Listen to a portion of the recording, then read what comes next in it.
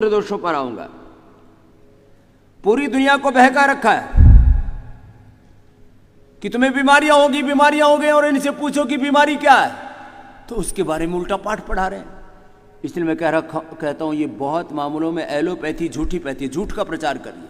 जो बीमारियां नहीं है उसको बीमारी बता रही है और बीमारी के नाम पर झूठ फैला रहे कि ये बीपी, ये शुगर, ये थायराइड, ये अस्थमा, ये अर्थराइटिस, ये ओबेसिटी, ये तमाम तरह के कम्युनिकेबल नॉन कम्युनिकेबल डिजीज, ये लाइफस्टाइल डिजीज, ये पुरानी हो जाए तो क्रोनिक डिजीज और बेकाबू हो जाए तो इनकेरेबल डिजीज, और गलत दिशा में जब हमारे बॉडी के आरएनए, डीएनए, प्रोटीन्स का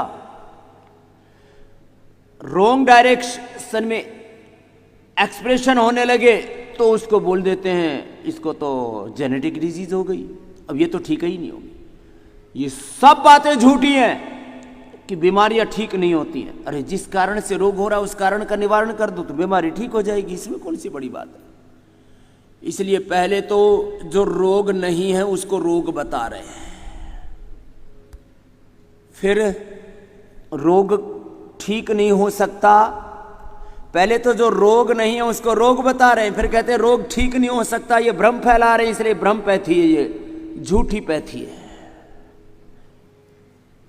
और फिर लोगों को लूटते हैं, फिर इसलिए लूट पैथी है। बड़ी बड़ी ड्रग माफिया कंपनियों से, फार्मा कंपनियों से रिश्वत लेते हैं, उपहार लेते हैं, ये इसलिए उपचार पैथी नहीं, उपहार पैथी है, गिफ्ट पैथी है। गलत बात है, दोनों तरफ से उठाओ। अब जिनको मोटापा है ना, वो भुजंगासन और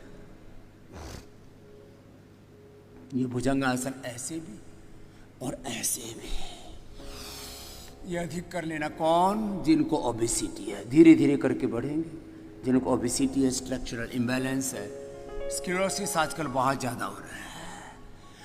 और जिनको 100 साल जीना है, कितने साल बोला? 100 साल जवानी के साथ जीना है, ऐसे खटर पटर करके नहीं। कलो भाई साहब, एक भाई साहब तो पीछे तगड़े से हैं, मोटे मोटे बैठे ही हुए हैं, जब से आए हैं तब से हिल डुल नहीं रहे।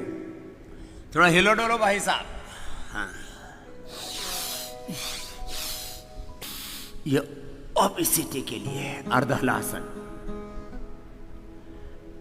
पादवृत्तासन, द्विचक्रिकासन। ओबेसिटी के लिए ऐसे करना अधिक बार। जिनको मोटापा है वो अर्धलासन, पादवृत्तासन, द्विचक्रिकासन अधिक बार करना, एक एक पैर से या दोनों से।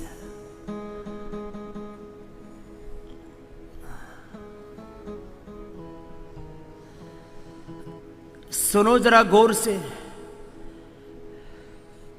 और करते रहो। थोड़ा थोड़ा तो सब कर लो ना, एक एक पैर से तो सब कर लो। इससे तो पूरा शरीर ठीक रहेगा, हर दिशा से शरीर को गति दे देंगे, शक्ति दे देंगे। तो मैं कह रहा था ये बुखार, ये बीपी, ये शुगर, अब ये थायराइड कोई बीमारी नहीं है। धनिया का पानी पी लो और थायरोग्रिट ले लो, अथवा धनिया का पानी भी नहीं मिल पाता है, यात्रा आदि में रहते हैं या व्यस्त रहते हैं, कौन काढ़ा बनाए तो कोरी घनवटी और थायरोग्रिट ले लो, थायराइड ठीक। थायराइड को ठीक कर लो ना। थायराइड, पैराथायराइड और पिट्यूटरी ग्लैंड जब अच्छा हो जाता तो T3, T4, TSS, thyroid stimulate करने वाले हार्मोन्स, सब TSH, थायराइड स्टिमुलेशन करने वाले हार्मोन्स, TSH।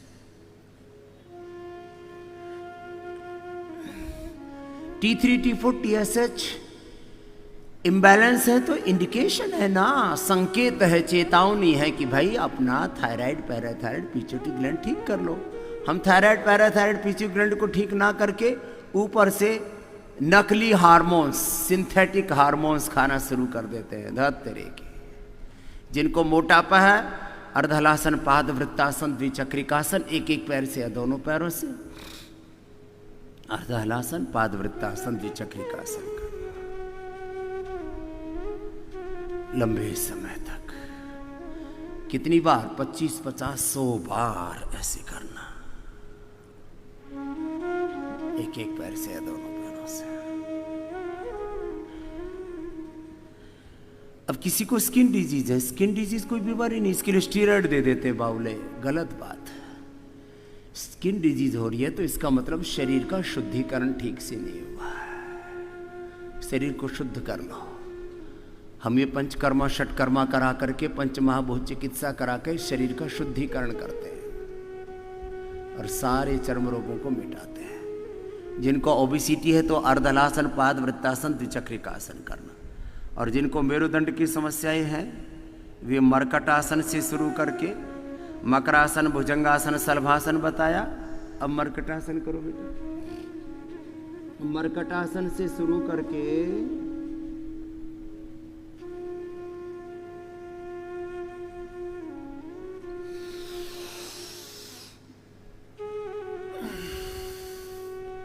मर्कटासन के 3 अभ्यास, मर्कटासन, अर्ध पवन मुक्तासन, एक पाद उत्तानासन, सेतु बंधासन, कटित्तानासन, आराम आराम से करना।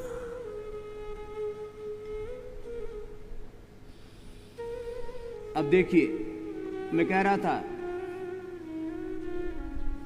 कि जिनको बीमारियां कहा जा रहा है वो बीमारी नहीं है, मोटापा बीमारी नहीं है। मोटापा तो एक गलत जीवन शैली का परिणाम है। तो अपनी लाइफस्टाइल ठीक कर लो, अपना खान पान ठीक कर लो, थोड़ा उपवास कर लो, थोड़ा व्यायाम कर लो, प्राणायाम कर लो। जिनको तुम बीमारियां कह रहे हो, ये ऐसा लिया मैं ऑटोइम्यून डिजीज और ये कैंसर, ये भी बीमारी नहीं है। कैंसर क्या है? Indiscipline growth of cells and indiscipline breaking of cells. तो डिसिप्लिन में ले आओ ना अपने शरीर को।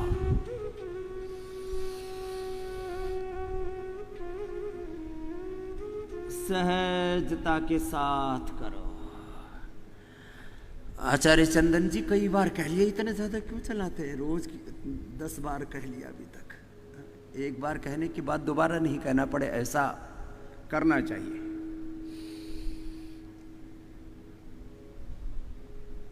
मर्कटासन के 3 अभ्यास।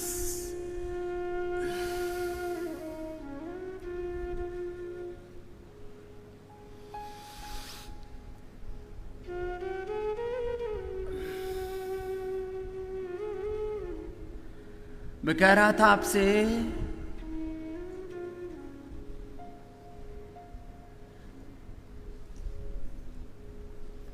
पहले तो जिनको बीमारियां हैं नहीं उनको बीमारी बताया गया, और बाद में हमारे मन में भ्रम फैला दिया कि ये रोग तो ठीक ही नहीं हो सकते, इनको मात्र कंट्रोल कर सकते हो। जिंदगी भर दवा खाओ, हमारा धंधा बरकरार रखो, चाहे वो कितना ही गंदा क्यों ना हो। इसलिए उपचार के नाम पर अत्याचार, क्रूरता हो रही है। मैं आपसे कह रहा हूं, जिस कारण से रोग हो रहा उसका निवारण कर दो ना, तो फिर बीमारी जड़मूल से मिट जाएगी। हम कारणकारी सिद्धांत के आधार पर रोगों को मिटाते हैं। जिस कारण से रोग होते हैं उन कारणों को हटाते हैं। अब तुम डेंगू का, चिकनगुनिया का, स्वाइन फ्लू का और बाकी बैक्टीरियल वायरल डिजीज का सारी सरकारें लगी पड़ी हैं पागल होके, हम उपचार करेंगे डेंगू का, चिकनगुनिया का, कि स्वाइन फ्लू का। अब ये मामला बहुत जोर से चल रहा है। अरे भाई, वो डेंगू वाले मच्छर ही ना हो, वो चिकनगुनिया वाले मच्छर ही ना हो, वो स्वाइन फ्लू वाले और अलग अलग प्रकार के फ्लू, अलग अलग प्रकार के बैक्टीरिया, वायरस, फंगस फैले ही नहीं वातावरण में, ऐसा उपाय कर लो ना। तुम पहले लड़ाई झगड़ा करते हो, फिर बाद में पुलिस स्टेशन जाते हो, कोर्ट कचहरी करते हो। अरे भाई, झगड़ा ही मत करो ना, फिर पुलिस, कोर्ट, कचहरी, इसकी नौबत ही नहीं आएगी ना। झगड़ा ही क्यों करते हो? पहले तो रोगों से बचो, दूसरा रोग होने के बाद जो जिस कारण से रोग हो रहे हैं उसको हटा लो। ये और जिनको मेरुदंड की समस्याएं हैं वे आराम से मेरुदंड के अभ्यास करना। तो मैंने वात रोगों का पहले बता चुका हूं। अब वात रोगों का की उत्पत्ति मैंने बताई थी, नाभि के निचले वाले हिस्से से होती है, बड़ी आंत से।